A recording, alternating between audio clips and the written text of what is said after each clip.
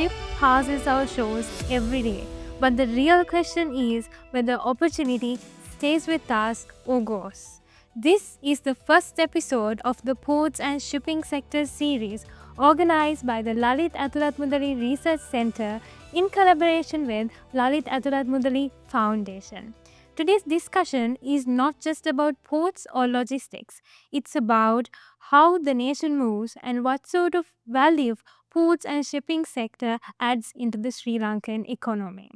The Lalit Athuratmudali Research Center was born out of a simple idea rooted in a powerful legacy that public policy must be built on knowledge and driven by statistics. Inspired by the vision of late Honorable Lalit Athuratmudali, a statesman, a scholar, Law carries forward his vision on unwavering belief that evidence-based governance and people-centered leadership should be uplifted. Lalit Athuratmudali Foundation has always lent a helping hand to uplift this vision at large. The title of today's episode is A Hub Without a Backbone, the reality check of Sri Lanka's logistics. Sri Lanka sits just 10 to 12 nautical miles from our main busiest shipping lane in the world. Over 60,000 ships pass us annually, yet the question remains. Are we truly a logistic hub or just a stop at someone else's route? To explore this question today, we are honored to have with us Mr. Anil Panagada. Mr. Anil Panagada is a well-seasoned supply chain expert and a senior executive with over 40 years of experience leading global logistic firms and industry associations. He is also a dedicated academic and a visiting lecturer specializing in international business, logistics, and economic policy. Sir, it's a pleasure to have you with us today. Mr. Panagada, let me start with the fundamental question. Today, around 80% of cargo handled at the port of Colombo is transshipment, while only about 20% is getaway cargo that actually enters or leaves the Sri Lankan economy. From a strategic point of view, is Sri Lanka a shipping hub or just a stop at someone else's route? Firstly, let me thank you, Ms. Supali, for inviting me to this particular program and to this discussion. And thank you for your very kind introduction about myself, actually. Now, to answer the question, I would say is that Sri Lanka, for the moment, remains a transshipment hub and not a maritime hub, actually. That's where my very simple answer to that, and there's much more depth to it, actually. A large portion of Colombo's transshipment cargo is linked to India. So, driven by its massive population, geographic proximity, and already existed trade routes, at the same time, that means Sri Lanka is relying on one main customer. How dependent are we on India, and is that risky? Yes, at the moment, I think we are depending a lot on India because most of the transshipment containers that are coming into Colombo are going to the Indian ports, which I believe should not be the case because transshipment, as we know, is very volatile, is subject to external shocks. So, what we need to do is to expedite or we need to improve our economy, our imports and exports that is coming into Sri Lanka and going out of Sri Lanka. And that's the way we can definitely make use of our ports because port is only an entry point and an exit point.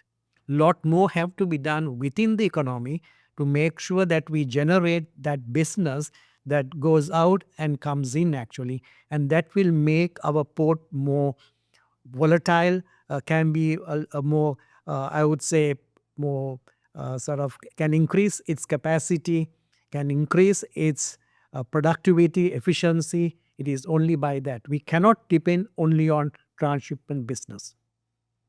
What's the risk we face by only relying on India? Definitely, because one thing that you got to know is that India, with its expansion program, I think Sagramala in 2015, they were trying to improve their ports. They were trying to improve their ports to ensure that they don't depend on Sri Lanka or any other country, because that add costs to their production. So they don't become. So what happens is that India, as we know, in this last May or April, May, they became the fourth largest economy in the world, next to Germany. So, what should happen actually is that they probably is going to be definitely a threat as far as for Sri Lanka is concerned.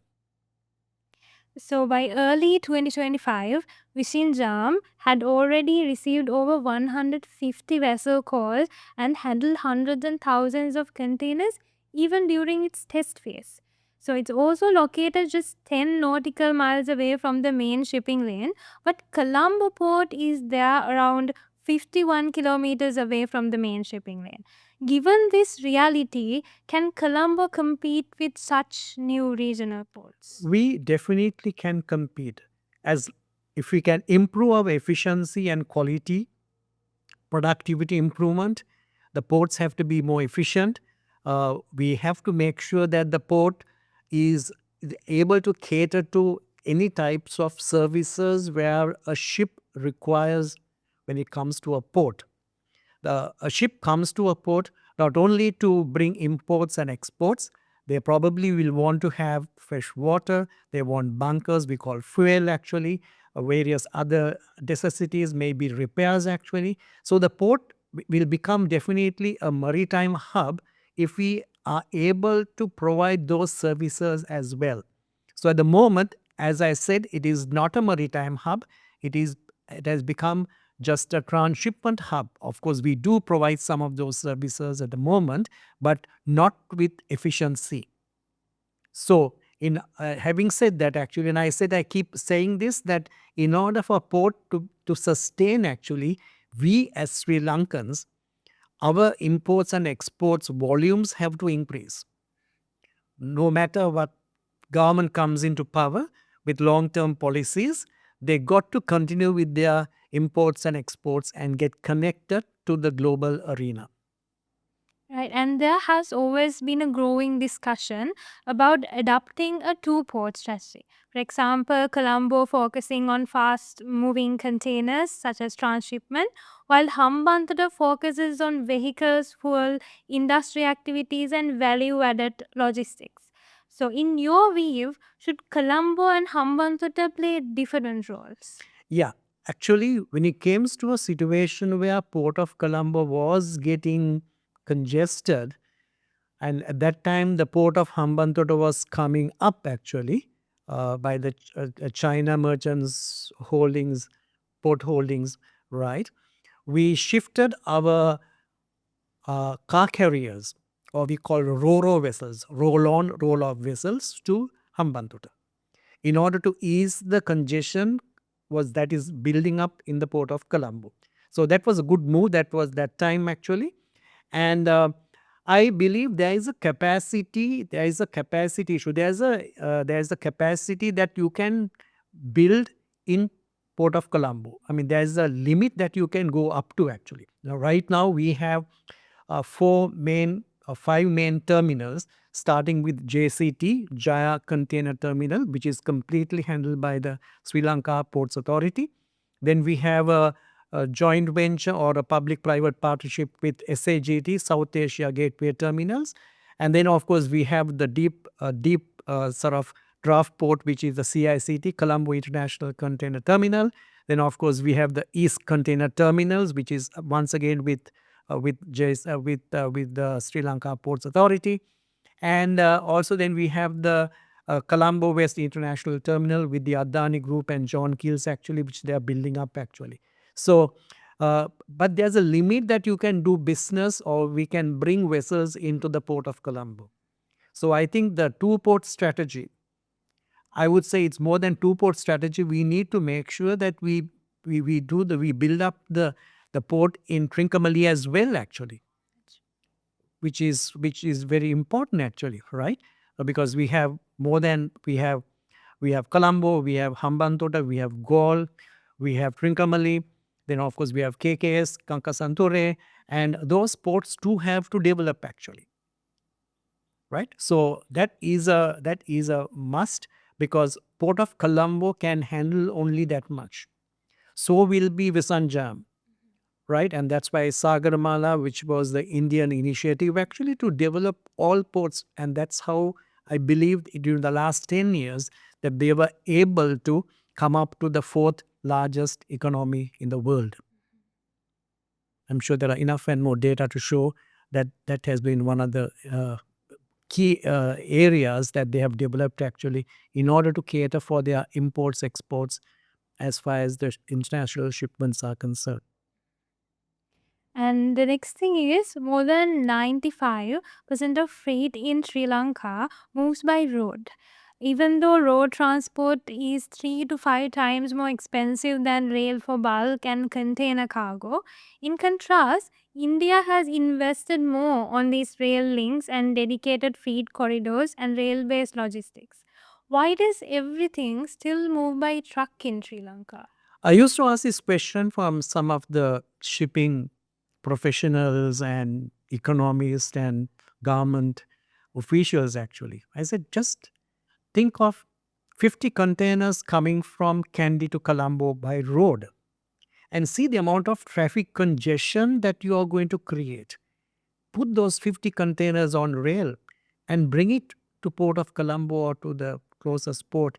Take it under the gantry and load it. And this is a song that I have been singing for many years actually. Unfortunately, most of the rail infrastructure got affected due to this DITWA issue. So definitely yes. Even in Europe, actually, there is a push for from road to rail actually, because road transportation creates not only traffic, pollution, sustainability, environmental issues, and all that.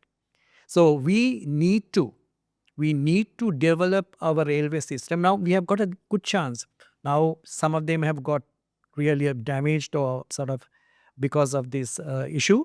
It's up to for us to build the rail network as well, which is a fantastic move. If we can do that, we can cut down the cost. Mind you, because one thing that you have to understand is that when a vessel comes into the port, before the vessel comes into the port, you need to get the containers. There's a cutoff time. Every container should be in the port for the port planners, right? It has to come before X number of hours. The container should be inside the port. And then only they can plan the ship actually. Which container goes, which position inside the particular vessel actually. So, rail network, developing rail network. I remember many years back with my experience going with a general manager of railways. That was many, many moons ago. I took a container from Colombo, Maradana station, which was a APL, American Precision Line container. We took that container to Colombo, at least Katunayaka railway station, which took us only half an hour to go there. It was an empty container. Anyway, and then I was telling the general manager, sir, next door is the Katunayaka Free Trade Zone. Why don't we take this container inside and load it and bring it back to Colombo? So rail network, I think, I mean, just to add a little bit more actually, there's rail system during the COVID time actually. When the ports were congested, containers were going from Shanghai to Europe on rail, crossing number of countries actually. So rail network is a must that we got to develop. Like according to you, why are rail networks not developed yet in Sri Lanka? It's a policy decision. It's a policy decision. The government has to understand, because let me add this to you, because the cost of shipping out of Sri Lanka is expensive due to number of reasons. And one is the transportation cost, inland transportation cost, right? And if you do not have the proper infrastructure, that is rail, road, then railroad, then ports, then of course the digital infrastructure, right? All that is taken into account and is being tracked and traced by this particular indicator called logistics performance index by the World Bank. And it gives a grading. They rank it actually, 1 is worst and 5 is good actually. And we are in the LPI index of 2023. We are in the 73rd position out of 139 countries. And there are 6 dimensions. And one of the dimensions is the logistics cost actually. Cost of sending out an export container or an import container coming into Sri Lanka. And that definitely plays a major role. And we have scored less as far as the indicator is concerned. We have not scored much because our infrastructure is not all that great actually. And especially you spoke about the railway, which is a very good question. Railway network has to get developed. And also let me add actually from Trincomalee, I was there.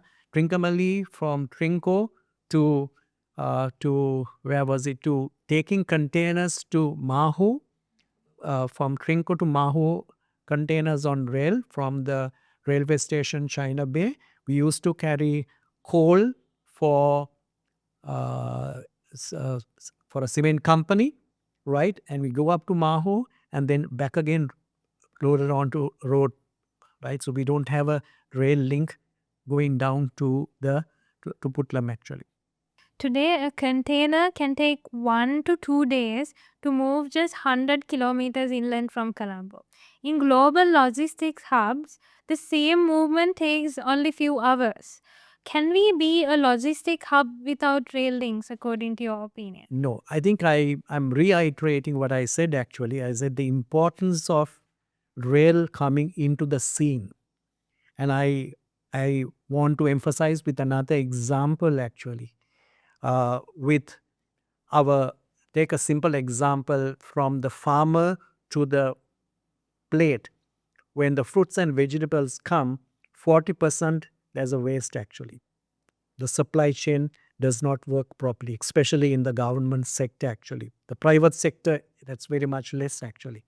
So in order to bring some types of cargo, which are perishable cargo, have to come to the consumer, have to come in between through various hands actually, intermediaries. And if it does not move from as fast as possible, the perishability becomes more actually.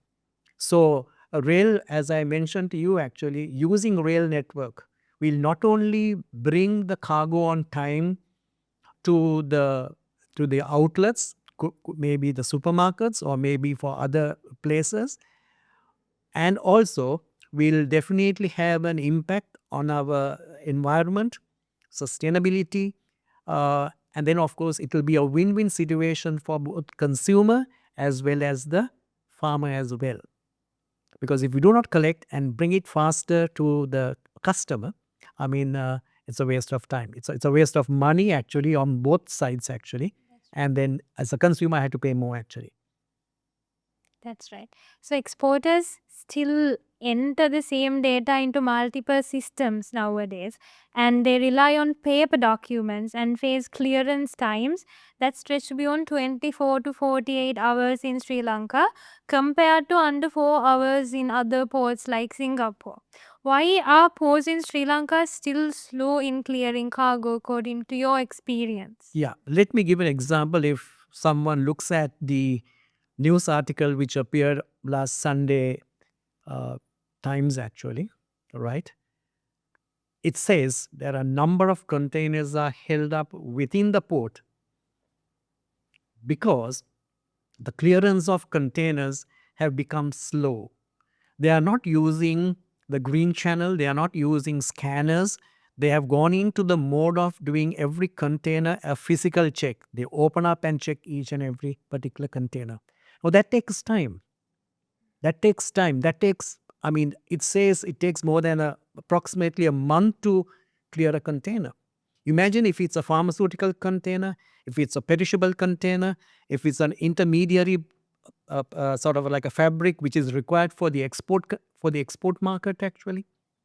So the processors and the digitalization, and of course this is called, there's what you call the one window concept actually, where you enter all the information into the system. It could be RC-CUDA, it could be which is the customs the system that works actually, and that information should flow to, because there are a number of stakeholders between the buyer and the seller.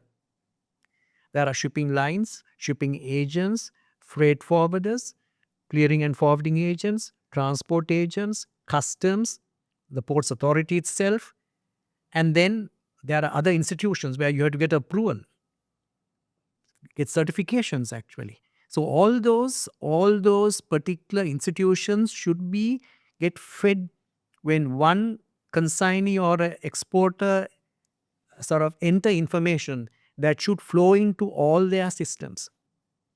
So everyone can take instant decisions as long as they have been rightly, correctly entered, and you will find actually then the approvals comes faster and faster actually. So otherwise, what happens, as you rightly said, Upali, is that the as far as a consignee or a shipper have to go through, or even for that matter, a freight forward or a clearing and forwarding agent, right? They got to fill forms, they got to sort of enter information at various points, which is not the best of things to happen actually. It should be one-stop shop where you do everything, and then obviously if you have done the right information at the right time, then it becomes easy for those decision makers, the stakeholders, to take decisions.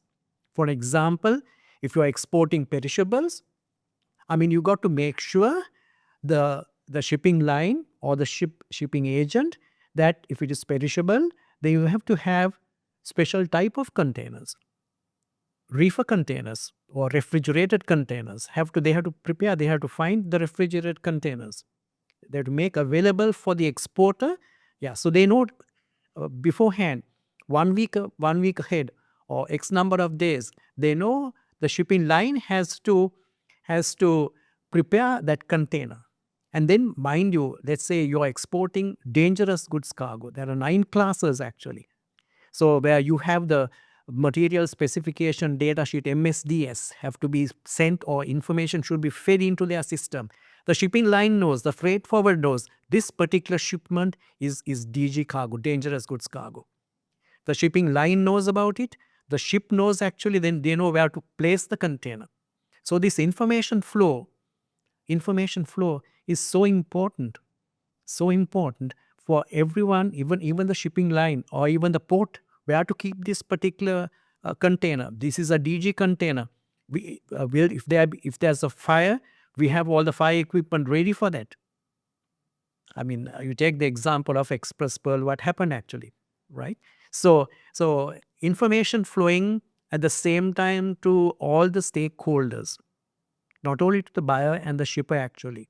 Buyer said, yeah, they're waiting for this particular shipment to come, right? So in between there are so many players, and all those players have to know what is going out of Colombo and what type of cargo and what is the volume. Volume is not a problem, but what type of cargo. And if it is DG cargo, as I said, there are 9 classes, starting from explosive to other areas actually, dangerous good cargo.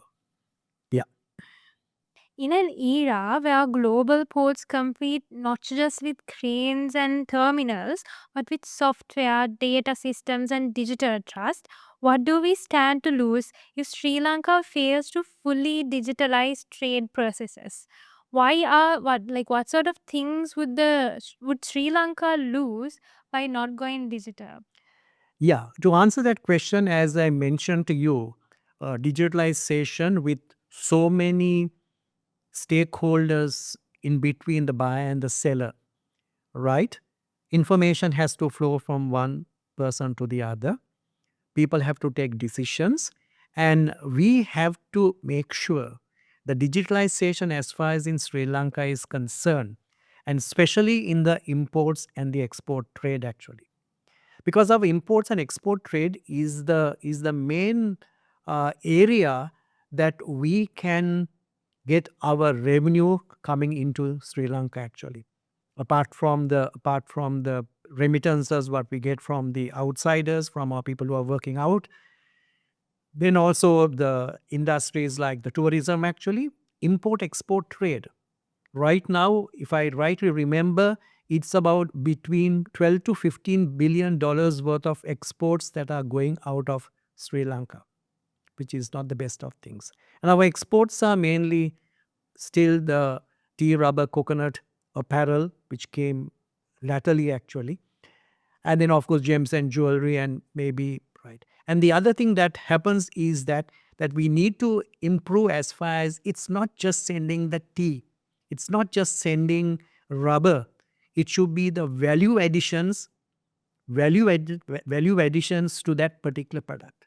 Maybe flavored teas, maybe instead of RSS1, RSS2 rubber rib smoke sheets, without having sending rubber or latex, we make tires out of it actually, right? Maybe gloves out of it actually. So where we need to add value, we need value to ensure that we now, all these, as I said, is only through apart from doing the product, apart from what is required on time actually, will make the things more competitive if the processes are digitalized, right? Then exactly we are going to do so much of exports out of Sri Lanka, right? We are going to do that amount of volume, and we cannot sort of, if you are exporting a tire, for an example, actually, you need to get certain chemicals have to come into the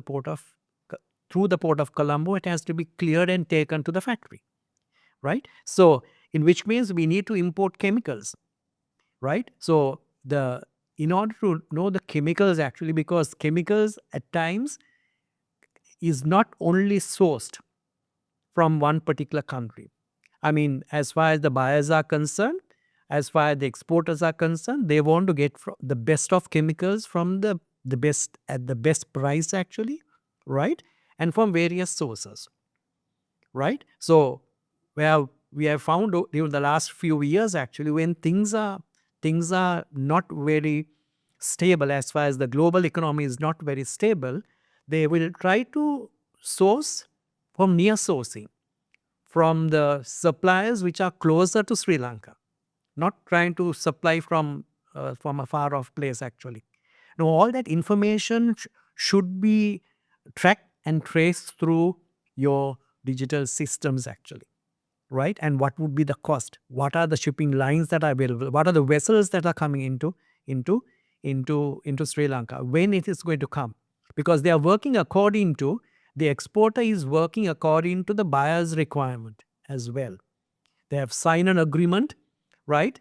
They have signed an agreement between the buyer and the seller, and they know what the timelines are. Right now, all through are tracked and traced through the digital system, digitalized through technology, right? So shipping lines will be advertising as far as there are ships that are coming into Colombo, when and how, right? The freight forwarders will tell exactly what they could offer, what are the value additions that they can do it actually, right? And they will want to know. Now, for example, let's say that we have cleared 10 containers, and it is going to an apparel company. 10 containers going to an apparel company. An apparel company has number of warehouses, or one warehouse or few warehouses, and they will get to know the information. These containers are now being cleared. We need to have space to accommodate this particular fabric or the accessories. We need to have the people, number of people we need to have. We need to keep the warehouses open actually. And how will they track? They will, you can't give me telephone calls. They need to track and trace. Where is that particular shipment? Is it still on the road? Is it still in Colombo? Is it been cleared? So this information flow, especially with the global value chains coming into play actually, right? No one product is manufactured in one country actually. So many parts are being outsourced to various countries, to various companies. And there may be a few places where they will be doing the assembly part of it actually. I mean, if you take a Nokia phone or if you take a Apple phone or whatever, not the whole thing is not manufactured or sort of is not manufactured in one particular place. It is been parts are being given to various sources depending on their factor endowments actually, right? What are the factors they have, the labor or the land capital or whatever that they have based on their and they will be sourcing from various countries. Now, in order for you to track and trace that, digital systems have to be in place actually, where the supply chain management. Now, I would say it when I say very simply, when I speak about logistics, simply put it this way, is moving goods or people from place to place based on supply and demand, right? And that's what you call logistics. And then of course you get the supply chain management, where you will find there are a number of stakeholders. As I mentioned, there between the buyer and the seller. There are banks, insurance companies, shipping lines, freight forwarders, clearing and forwarding people. Number of people are there. So all these things have to get connected. If one misses to retrieve that information or to input that information, can be chaos that can end up as a major disaster. So that's where you need the digitalization to make it faster. I mean, example, I can give number of examples where you have to go to number of places within our own systems. I mean, leaving logistics aside, you go to certain place or to a government place, you got to go to different places to get the same thing being approved. I don't want to get into that particular area, but this is where it stands actually. Yes. So, looking forward into future, maybe 2030, what do we want Sri Lanka's ports and logistics system to be, according to your opinion? Yeah. Upali, let me put it this way actually. We have to understand that it is a fact of life, fact in business actually. Every country wants to improve itself. So, India being our closest neighbor, the fourth largest economy, within the next 30 years, who knows, they will become the first or the second best economy in the world actually. They will definitely will improve as far as their ports are concerned, inland railway systems are concerned, right? Now, it's a fact that we have to compete. We cannot stop competition. How can we do best? How can we do better? How can we improve our capacities? How can we improve our efficiencies within the port? And not only Port of Colombo, Port of Hambantota, maybe Port of Trincomalee, maybe KKS, maybe Oluville, right? All these ports have to be developed actually in order to cater to where we are going to do our production. Now, one of my key points that I'm trying to emphasize here is this. We have so many free trade zones, economic zones are there. Hardly anyone connected to the railway systems actually, right? You will have to understand that from the time immemorial actually, ancient days actually, as we all know, 30% of land, 70% of earth is covered with water actually. So everything went, international trade was through ships actually. Now ships also had its evolution actually. Ships had its major evolution, which was mainly bulk vessels, break bulk vessels that were going from port to port actually. It had its evolution in 1950s actually, where we introduced what we call the containerization, where containers that came into being actually. Now, containers have a very important role to play in the sense like when you containerize the cargo, safety, and we have what you call the multimodal transportation from the lorry or from the road transportation to the rail transportation or back again to the road transportation and to the vessel actually. And from the vessel, it will be loaded on to a rail or road, and then the last mile delivery obviously would be the road transportation. So to answer that question in more detail, actually, Sri Lanka to become that logistics hub or maritime hub, actually, we got to improve our efficiency not only as far as the ports are concerned, port infrastructure is concerned. Now, as I said, Sri Lanka Ports Authority is the landlord for all the ports in Sri Lanka. Even if you take Hambantota, which is commercially run by the Chinese actually, or CICT, Colombo International Container Terminal, run by the Chinese, SAGT, which is also a public-private partnership. So the business models have to change. Business models have to change. And the internal infrastructure, as far as the road and rail infrastructure, has to develop. I mean, this is, I'm not saying, it is the World Bank saying as per their logistics performance index, actually. Right? We are in, when you take the 6 dimensions, we have an aggregate of 2.8. Singapore is number 1, which is 4.2 or something to that effect.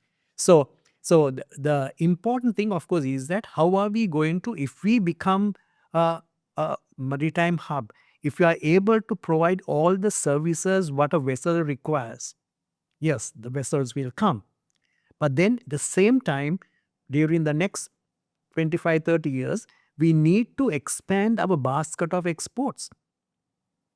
Right? Now, sorry to say that we have had in order for us to expand our exports, we have gone into what you call number of trade agreements, bilateral trade agreements. We have gone into regional trade agreements. And one of the oldest bilateral trade agreement, which was the first one for Sri Lanka, was the India-Sri Lanka Free Trade Agreement, ISFTA. And incidentally, that was the first bilateral trade agreement for India as well. Right? Now, but what's happening is that we have a trade agreement for the last 25 years or more. Our exports to India in 2024, 2025, we were exporting 1.2 billion worth of exports to India, and 4.1 billion came into Sri Lanka from India, actually. Right? So in order for us to make the port more viable, actually, we cannot live only on the transshipment basis. Now, this transshipment increase came because of the closure of the Red Sea, Suez Canal, because of the issue with Israel, Palestinian, and so on and so forth, or Gaza issue. So, and then of course, lots of shipping lines sort of made the transshipment Colombo as a hub, and also in Vizhinjam, actually, and made it sort of where there was a surge as far as the transshipment comes. So, of course, taking into account the global scenario at the moment, it's very, very uncertain. I mean, the whole political and the geopolitics part as well, actually. A lot of geopolitics are being played at the moment, actually, right? With US, I think, recently saying, okay, if you are dealing with Iran, right, I will put another extra 25% tariff increase, actually. So when this uncertain geopolitical situation is there, anyway, the cargo or the merchandise have to move from place to place, with majority going through shipping lines, right? Of course, the landlocked countries perhaps can go through road or rail, actually, right? So we need to be aware of these situations. We cannot depend on we are subject to global shocks, actually, like what happened in COVID-19, actually, right? So it can happen anytime. There can be wars and conflicts, and all those things can happen. We don't know. That's not within our control, actually. And also I want to bring in the situation, of course, our own country, actually. We take the pest, the political stability, economic stability, social stability, technology, environment, and legal, those aspects. So Colombo has to be will always have challenges and all those things. And if we do not have long-term policies, we cannot have policies changing from government to government, from minister to minister. We need to have long-term policies, like what happened in India in 1980, 1989, 1990 actually. They were not in the best of situations actually, and they open up their economy actually. It is very well written in this famous book called Backstage by Montague Singh Aluviala, right? How India became a giant actually, and then how they open up the economy actually. So it is important that for us to, though we say we are an open economy, in 1977, Honorable Mr. Jayawardena, who opened up the economy, and of course, I think some of the key figures were Honorable Alita Mudali was there, and I think he was the Trade and Shipping Minister from 1977 to 1988, if I'm not mistaken, right? He was one of the true person who really was sort of try to improve the ports of Sri Lanka maritime situation. So what is required actually is that we have to make sure that our system, our Sri Lankan system, no matter what government comes into power, actually, it will change. But the policies have to run. Now, that's what happened in India. Even though the BJP was in power during that particular crucial period, actually, subsequent governments continued their economic growth. Actually, I think last year, I think they were about 7 point something 8% growth as far as their GDP was concerned. Actually, right? So they continued, of course, with the time changes, with the global situation, certain policies will have to get amended. That's a fact actually. But we need to follow a certain pattern in order for us to reach the real situation. And right now we are we are with the guidelines by the IMF, and we need to. I mean, that's one way you can say blessing in disguise, because there is a way that they are trying to improve our situation, our financial situation, our fiscal situation, our current account balance, and all that. Uh, but then, of course, some of these changes, some of these reforms, or we have to make sure that that these things are being maintained, being changed according to of course, taking into account the global vibes, what's happening in the global situation. We got to change it. We got to be non-aligned. We cannot sort of favor or go with one particular party, because there are a number of geopolitical situation right now with China, US, India, and there are a number of other.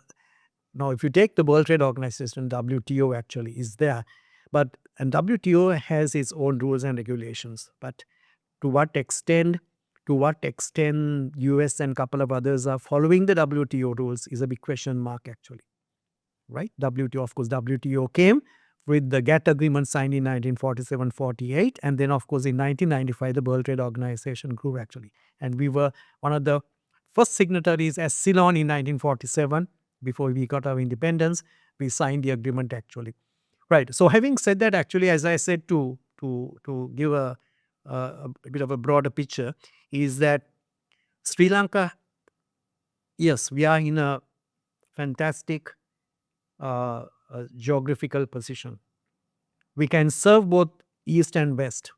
West going to Middle Eastern side, and then to the European side, east going to Singapore, Malaysia, Port Klang, and all those things.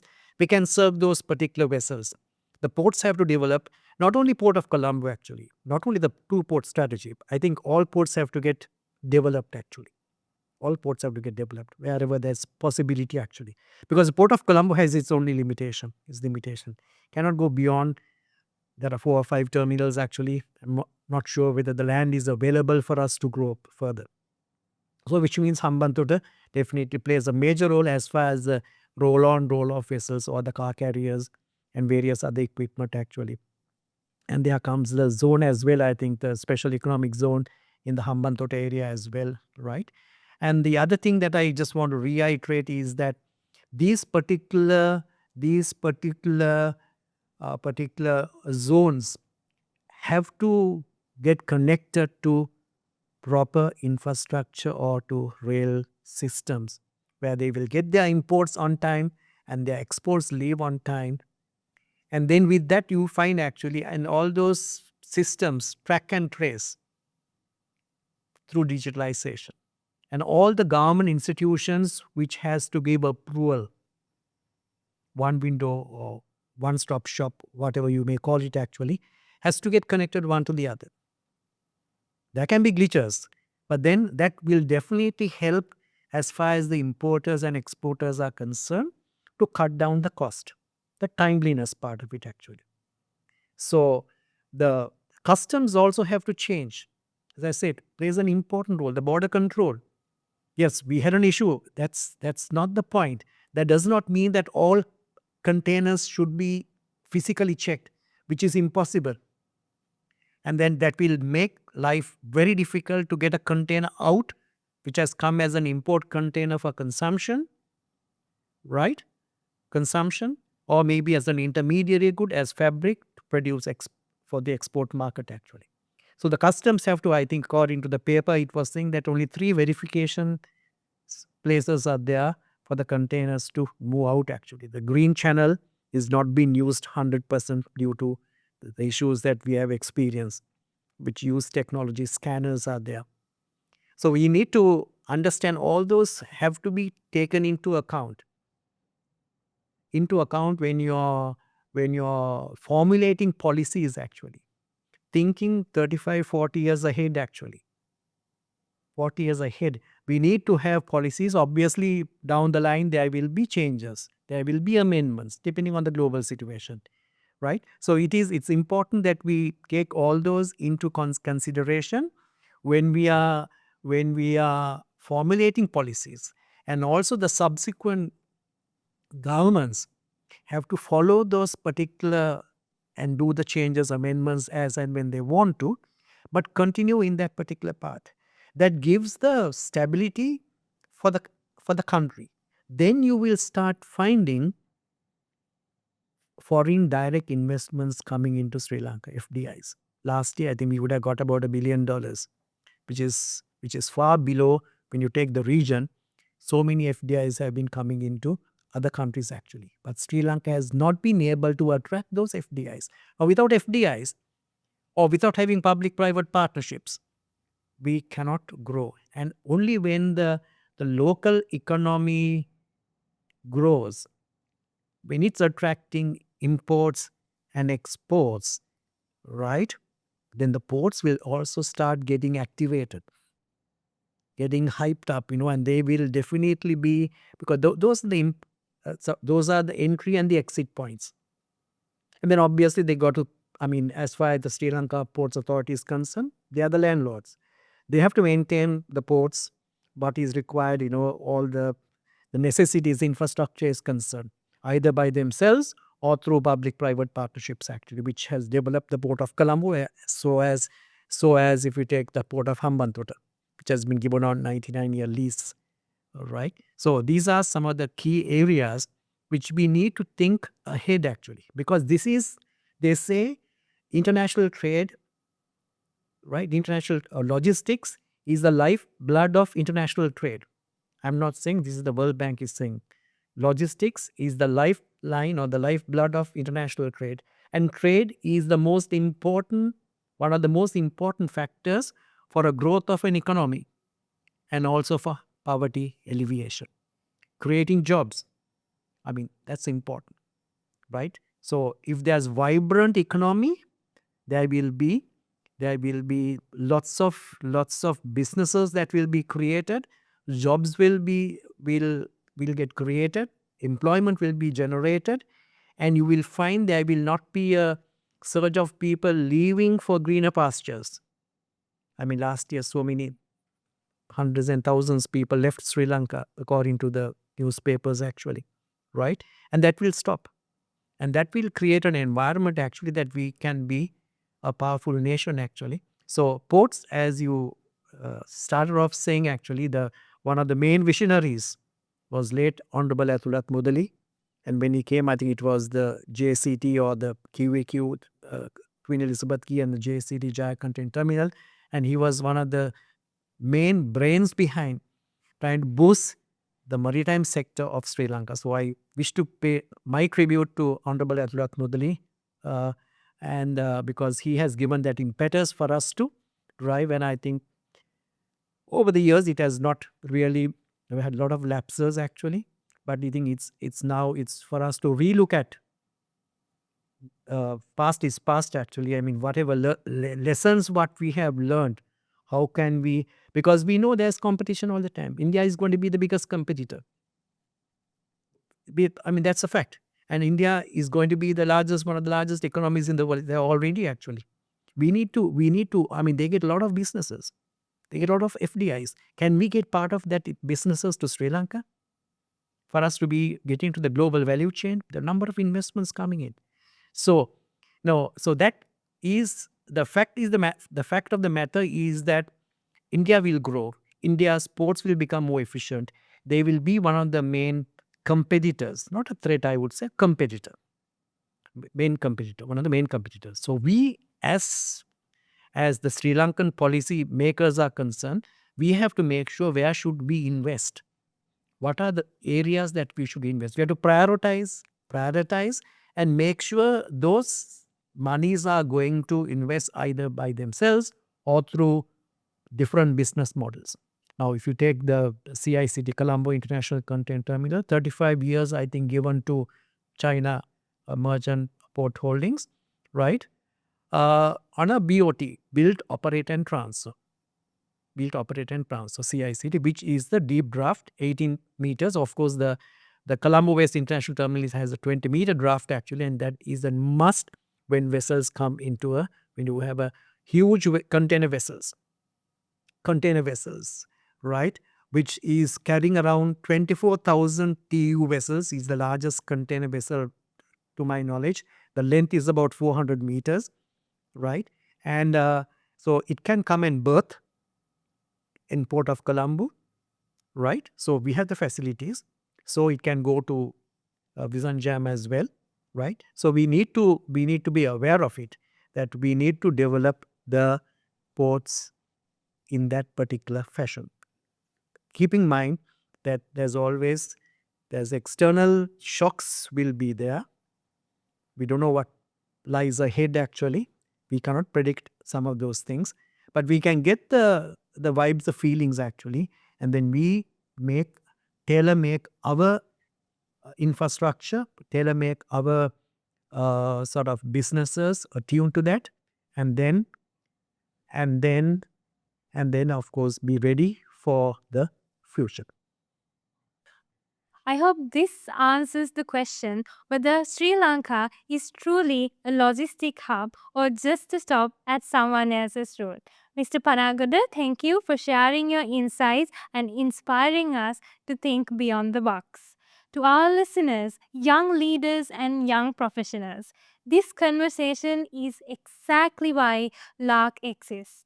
If you believe Sri Lanka's future must be built on knowledge, data, and ethical leadership, we invite you to be a part of LARC. Engage with us, research with us, help shape policies that move this country forward. Stay tuned with us to get to know more about the ports and shipping sector. Thank you, Ms. Rupali, for inviting me for this very important topic and this discussion. I hope I was able to share some of the very relevant thoughts that are important for our viewers and people who are following this particular industry, which is one of the most important industries in the world. So thank you so much once again for the Atulat Mudali Foundation and inviting me for this very valuable discussion. Thank you. It's an honor to have you with us. Thank you.